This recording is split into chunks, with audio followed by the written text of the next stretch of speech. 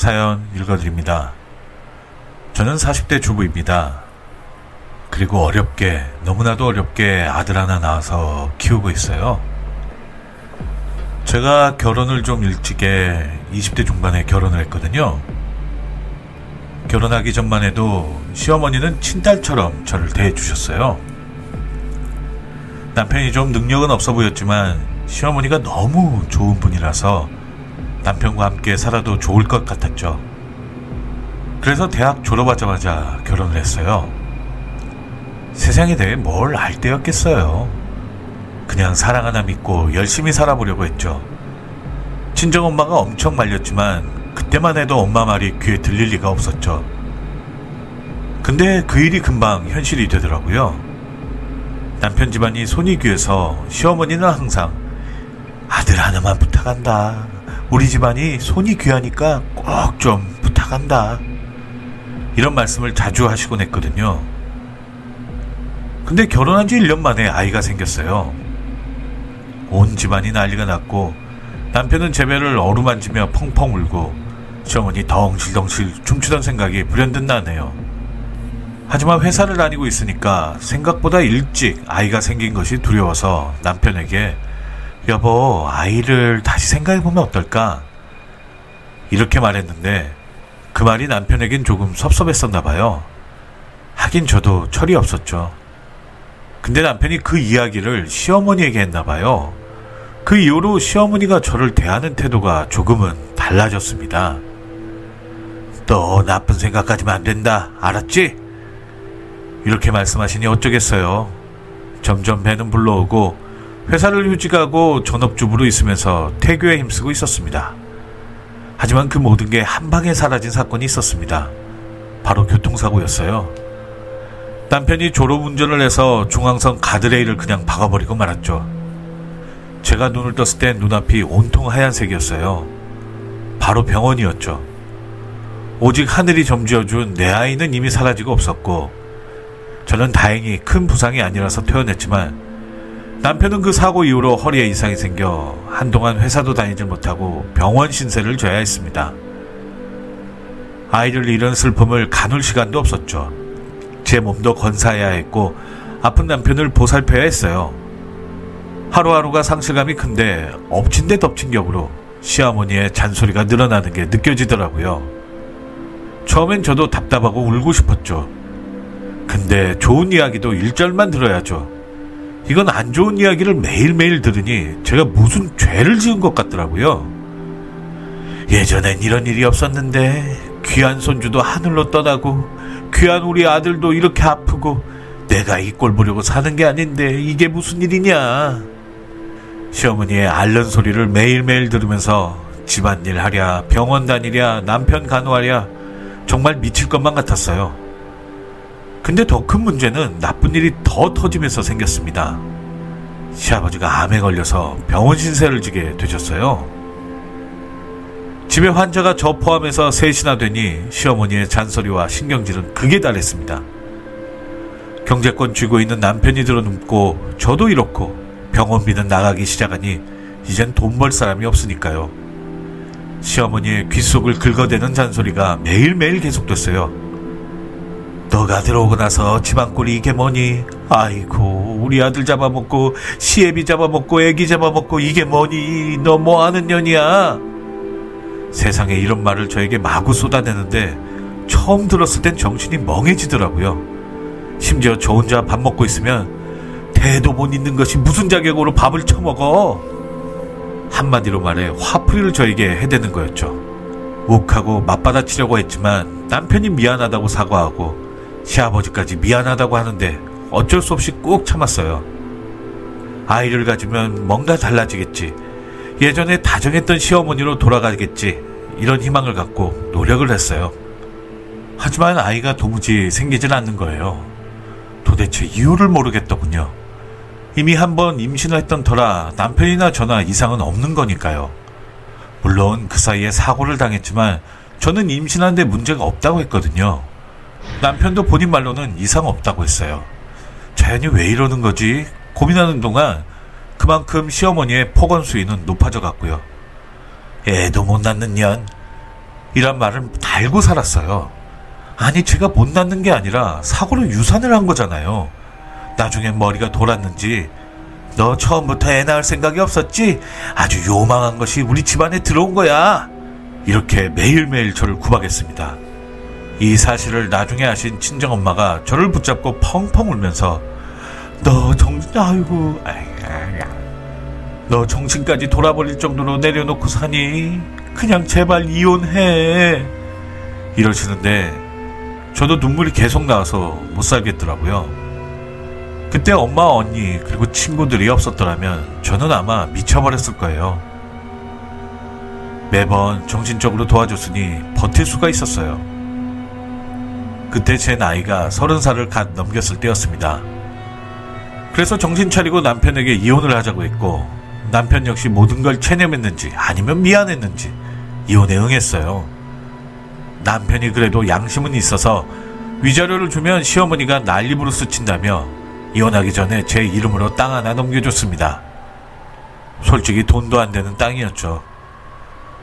사실 빨리 그 집안과 헤어지고 싶어서 땅이든 건물이든 돈이든 뭐든지 받기만 해도 이혼 서류에 도장 찍었을 거예요. 그렇게 이혼녀 타이틀을 달고 지인들 도움받으며 살고 있는데 하루나 언니가 저한테 전화를 했더라고요. 나가보니까 웬 남자랑 같이 있는데 언니가 하는 말이 내가 잘 아는 동생인데 이번에 여행사를 차렸어. 근데 이 동생 회사에서 일해볼 생각 없니? 겸사겸사 인사도 시킬 겸 면접도 볼 겸 부른 거야. 솔직히 좀 당혹스럽더라고요. 진작에 말이라도 해주지 이게 뭐하는 짓인가 언니가 원망스러웠는데요. 오히려 그런 자연스러운 모습이 더 좋았는지 그분은 오케이를 하셨고 저는 2주 후에 그분 후 여행사에 다니게 됐습니다. 작은 규모의 여행사였죠. 딱히 바쁘지도 않고 그 패키지 상품만 팔아도 그럭저럭 월급은 받을 수 있는 곳이라서 굉장히 좋았어요. 그러니 회사 다닐 맛도 나더라고요. 하나에 열중하니까 기운도 솟고 시댁에 대한 미움도 남편에 대한 원망도 사라지더군요. 그랬더니 하루는 사장님이 저를 부르시더니 주제 넘은 이야기 같지만 그 혹시 만나는 사람 있어? 젊은 친구가 매일 일만 하고 그러는 게 안쓰러워서 내가 중매라도 한번 서볼까 해서 이러시더군요. 사장님은 제가 이혼녀라는 걸 모르시는 눈치였어요. 하도 사장님이 좋은 남자니까 만나보라고 자꾸 권유를 해서 못 이기는 척하고 소개팅 자리에 나갔습니다. 근데 그 남자를 만나는 순간 만약 이 자리에 안 나왔다면 평생 후회할 뻔했습니다. 잘생긴 외모, 재력 이런 거 필요 없었어요. 남자가 한눈에 봐도 정말 착하고 계획 있고 믿음직하더군요. 게다가 타고난 승부사 같은 기질이 있어서 이거다 하는 거엔 과감하게 베팅을 하더라고요. 취미도 맛집 찾아다니고 기록하는 걸 좋아해서 저랑 자주 어울리고 시간도 보낼 수 있었고요. 제 자신이 엄청 밝아지는 게 느껴졌습니다. 그렇게 우리는 사귀게 됐고요. 남자친구를 만나고 나서 주변에서 요즘 무슨 좋은 일 있나 봐. 얼굴이 엄청 이뻐지고 밝아졌어. 맞아요. 저는 그때서야 긍정적으로 바뀌었던 것 같아요. 하지만 트라우마가 좀 있어서 남자친구 어머니에 대한 두려움이 좀 있었거든요. 근데 남편 고향이 지방이라서 인사를 드리러 갔는데 너무나도 전형적인 시골 아주머니셨어요. 아유, 여기 뭐하러 와. 나중에 결혼하면 명절 때는 한 번씩 오면 돼. 우린 여기서 잘 살고 있으니까 니들이나 서울에서 편하게 재밌게 살거라. 이러시며 결혼도 승낙해 주셨고요. 그리고 때 되면 창거리도 보내주시고 쌀도 보내주시는 정말로 잔정 많은 시어머니셨어요. 하지만 이혼을 했다는 이야기도 못한 상황이 계속 마음에 걸려서 나중에 날 잡아서 남자친구에게 사실대로 이야기를 했죠. 남자친구는 묵묵히 듣더니 저를 그냥 안아주더군요. 그 어떤 100마디 말보다 정말 따뜻한 포옹이었어요. 그렇게 남자친구와 저는 부부의 연을 맺게 됐고 매일매일이 행복의 연속이었죠. 남편 사업 잘 되고 저도 저대로 일을 열심히 했고요. 그때는 아침에 눈을 뜨는 게 정말 행복이었죠. 그러다가 우연히 친구를 만났는데 이 친구에게 전 남편 집안과 관련된 충격적인 이야기를 들었어요. 원래 네 전 남편이 내연녀가 있었는데 널 내쫓고 후처를 집에 들여놓았다고 하던데? 이혼해서 남남이니 이제 제가 따질 일은 아니지만 정말 나쁘더라고요. 그렇게 애를 못 낳는다고 온갖 구박은 다 하더니 저랑 이혼하자마자 바로 며칠 후에 다른 여자를 데려왔고 그게 내연녀라는 말에 발끈했어요. 너무 기가 차고 화가 났습니다. 그런데 어쩌겠어요. 그냥 남의 일이니 한 귀로 듣고 한 귀로 흘려보냈죠. 그리고 한 1년 후에 드디어 저도 아이를 갖게 됐습니다. 이미 한 차례 아픔을 겪은 터라 저에겐 너무나도 소중한 아이였고 심지어 택시나 버스를 거의 타지도 않았어요. 혹시나 또 사고가 날까봐 정말 먼 거리 빼곤 웬만하면 걸어 다녔네요. 그만큼 뱃속의 아이를 지키고 싶었습니다. 그런데 약간 의구심이 생기더라고요. 왜 예전 남편과 사이에선 임신이 안 됐을까? 다시 궁금해진 겁니다. 둘 다 문제가 없었다고 했는데 왜 안 됐을까? 어쨌든 잠깐 그런 의문을 다시 갖다가 또 잊고 살았죠. 그 후에 집안의 축복 속에 떡두꺼비 같은 아들을 낳게 됐어요. 엄마가 된다는 기쁨이 이런 거구나. 10달 동안 고생해서 아이를 낳는다는 것은 오직 엄마만이 가질 수 있는 축복이란 걸 느끼는 순간이었죠. 시부모님이 저를 붙잡고 장하다며 칭찬해 주시는데 너무나도 행복했어요. 그리고 한 3년쯤 지났을 때 문자가 하나 오는 겁니다. 전 남편이랑 살 때 친하게 지내던 동네 아주머니가 돌아가셨다는 부고 문자였어요. 그 아주머니가 저를 엄청 잘 해주셔서 제가 그래도 버틸 수 있었거든요. 안 갈 수도 없고 또 가자니 괜히 동네 사람들 마주치는 건 아닌가 걱정도 됐지만 그래도 마지막 가시는 길에 조문하는 게 도리인 것 같아서 아들을 데리고 장례식장에 갔죠. 근데 거기서 예전 시어머니를 떡하니 만난 겁니다. 시어머니는 저를 찬찬히 위아래로 보더니 아이를 갑자기 번쩍 들어 올리면서 요놈 누굴 닮아서 이렇게 이쁠까? 이러시는 거예요. 그 모습이 너무 화가 나서 저도 모르게 아이한테서 손 떼요! 하며 소리를 쳤어요. 제 말에 기분 나빠진 시어머니도 폭언을 하셨고 저도 그 상황에서 좋은 말이 나갈 리가 없잖아요. 그래서 저도 쏘아붙였습니다. 이제 남남인데 왜 남의 아이한테 손을 대고 그러세요? 이러면서 강하게 말했죠. 마침 그때 그걸 본 전 남편이 너 완전히 싸가지가 없어졌구나 이러는 거예요. 근데 갑자기 시어머니가 남편 귀싸대기를 한 대 올려붙이는 겁니다. 너무 깜짝 놀라서 저도 모르게 헉 하고 비명을 질렀죠. 그때 시어머니가 야 이놈아 말은 똑바로 해야지. 네가 여자 잘못 데려와서 이렇게 망쳐놨으면 똑바로 처신했어야지. 재혼을 해도 어디 이상한 년 데리고 와서 더 망쳐놓냐? 여자 똑바로 보라고 했잖아. 순간 이게 무슨 소리인가 싶더라고요. 나중에 이야기를 전해 들었지만 재혼한 여자가 완전 사기꾼이었던 겁니다. 남편이 저랑 갈등 상황에 있을 때 어디 유흥가에서 몰래 만나던 여자였다는 거예요. 남편 집안에 돈 좀 있는 줄 알고 그 여자가 꼬리를 쳤던 거고요. 남편은 저랑 이혼하자마자 그 여자를 데리고 온 거고요. 근데 그런 여자가 어디 개과천선을 하겠어요? 뻔했죠. 집안에 들어와서 처음엔 며느리 노릇을 하는 척 하더니 어느 순간 시어머니 이름으로 대출을 받아서 도망갔다는 거예요. 도대체 어떻게 사기를 쳤는지 방법은 알 길은 없지만 그 며느리 이후로 가뜩이나 엉망이던 집안 분위기가 완전 기울었다는군요. 어쨌든 이젠 저도 알 바 없는 일인지라 그 상황에서 대충 정리하고 집으로 오려는데 전 시어머니가 갑자기 우리 아들에게 10,000원짜리를 쥐어주시면서 내가 너희들한테 참 미안하다 이러시는 겁니다. 자기가 마음씨를 나쁘게 써서 이렇게 벌 받는 거라고. 자기를 욕해도 좋고 때려도 좋으니 그때 모질게 대해서 미안하다고 하더군요. 어차피 상황이 상황인지라 그래서 물어봤죠. 남편도 멀쩡했고 저도 멀쩡해서 애를 낳았는데 그 이후에 왜 임신을 못한 건지 그 이유를 아냐고 했더니 시어머니가 어렵사리 입을 여시는데 너무 놀랐습니다.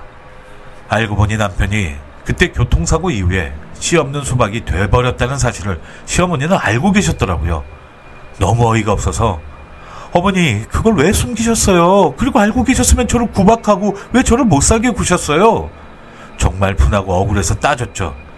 그랬더니 시어머니는 너무 미안하다는 표정으로 그냥 우리 아들이 너무 불쌍해서 그 생각만 하면 속에서 열불이 나서 나도 모르게 너한테 화풀이를 했던 것 같다. 너무 미안하구나. 이제라도 용서를 빈다. 너무 미안해. 용서를 받아야 집안이 구원받을 것 같다며 엉엉 울더군요. 솔직히 용서해줄 마음은 하나도 없었어요. 여러분 같으면 용서가 되겠어요? 근데 사람들 오가는 장례식장 바닥에서 전 시어머니가 무릎 꿇고 울고 있으니 너무 불편하더라고요. 그래서 일단 일어나시라고 하고 자리를 피하려고 해도 시어머니는 무슨 물귀신처럼 저에게 달라붙어서 용서해달라고만 하는데 너무 미치겠더라고요. 이러다가 다시 또 미쳐버릴 것만 같아서 일단 용서할 테니 앞으로 얼굴 볼 일 없으면 좋겠다며 시어머니를 떼어놨습니다. 그 말 한마디에 시어머니는 저에게 90도로 절을 하며 고마워 고마워 계속 이러시더군요. 그 후 시댁과 연락은 완전 차단했고 아예 그쪽 이야기는 듣지도 않았어요. 어쩌면 그런 시기가 있었으니까 지금의 행복이 값진 걸 깨달을 수도 있는 거겠죠. 근데 세월이 흐르고 보니 시어머니의 축복을 빌어주고 싶네요. 저를 못살게 굴었고 아프게 했지만 이제 원망하지 않아요. 어차피 서로 갈 길이 다르니까요. 그리고 시어머니는 집안 생각을 더 강하게 하셨던 거라고 믿고 싶습니다. 어떻게 지내는지 뭘 하며 사시는지는 모르겠지만 행여나 이 사연을 보고 계시다면 잘 사시라는 말씀드리고 싶네요. 그리고 이 사연 읽어주신 여러분 모두도 행복하시길 빌게요. 감사합니다. 두 번째 사연입니다. 장인어른 49제는 잘 지냈어. 갑자기 출장이 잡히는 바람에 참석하지 못해서 미안해. 장인어른 잘 보내드린 거 맞지? 장모님은 좀 어때? 아직도 상심이 크셔. 아무래도 좀 많이 힘들어 하시지. 아빠랑 금슬이 좋았던 것만큼 충격도 크실 수밖에 없잖아. 편하게 생각하셔야지. 인생이란 원래 다 그런 거 아닌가. 천천히 왔다가 천천히 가는 부처 같은 우리네 삶이잖아. 돈이 고명이고 다 부질없고 그냥 순리대로 살다가 가는 거지. 그게 무슨 뜻이야? 아, 그러니까 내 말은 어차피 죽어서 가져가지도 못하는 돈. 욕심을 내려놓고 눈 감기 전에 자식한테 증여하는 것도 나쁘지 않다. 그 뜻이야. 그러니까 그게 대체 무슨 소리냐고?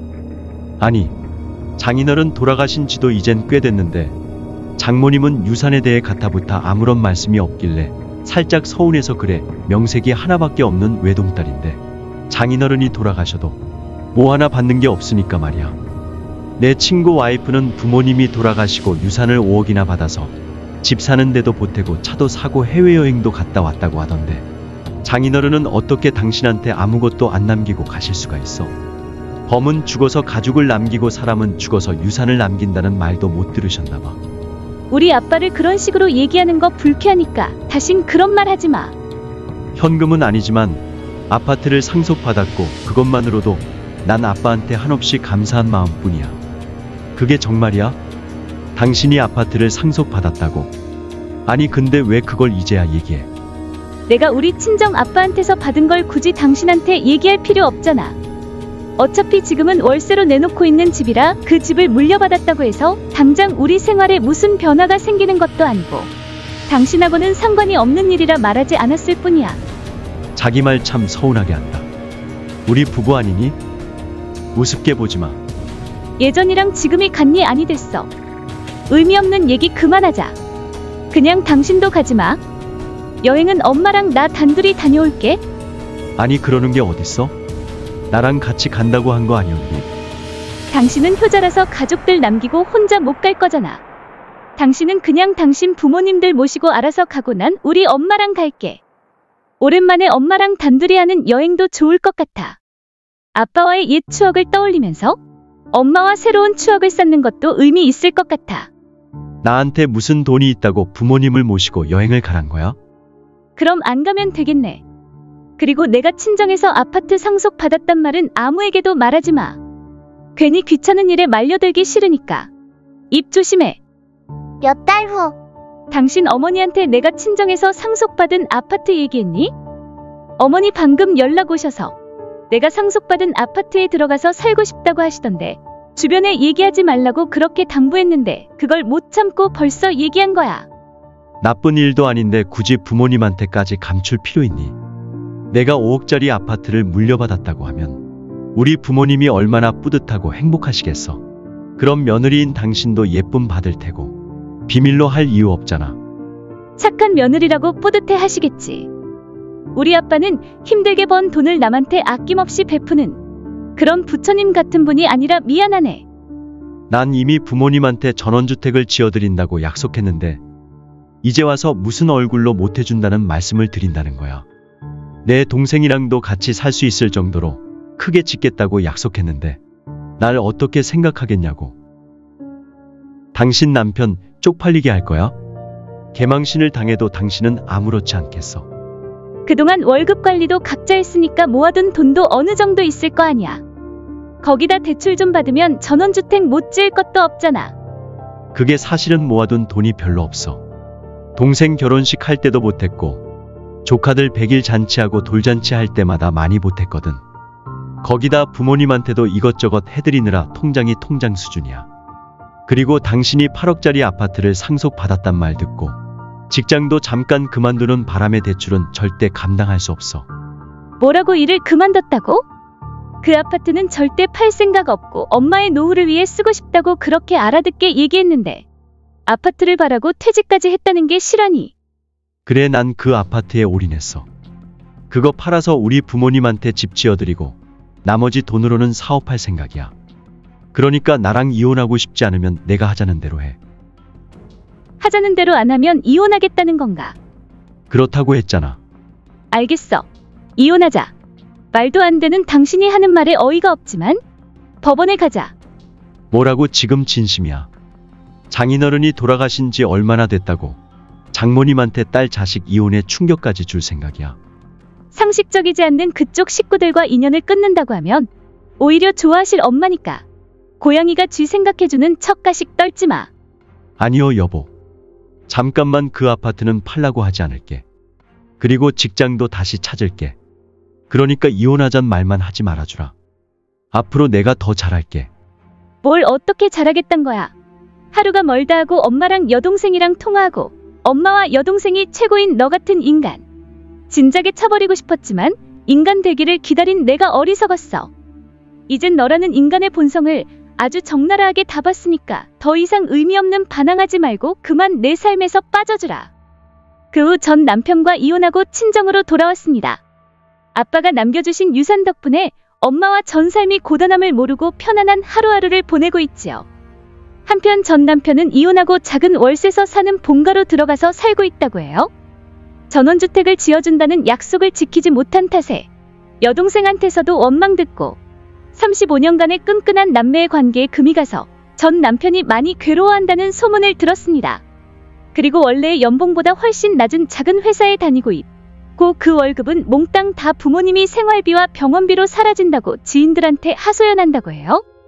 다 자업자득이지요.